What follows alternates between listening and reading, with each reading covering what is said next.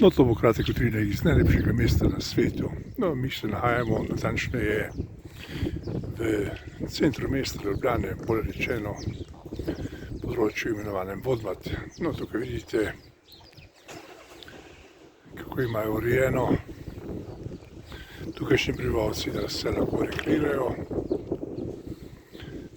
Tule na tem delu imajo seveda klopi za počivanje in seveda na to se začenja področje igrišč. In to igrišče je tukaj. Gre za košarkarsko igrišče za otroke in na oni strani, kot vidite, ko se nekoč igrišča, pa so vrli krajani in seveda mesto Ljubljana, te pristojni, dovolili, da se tukaj zagotovijo prostori za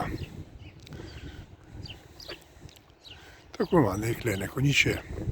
No, vidite, pa recite, da se otroci igrajo z računalniki, če jim starejši jemljejo možnost, da bi se lahko rekreirali na igriščih. Vse res.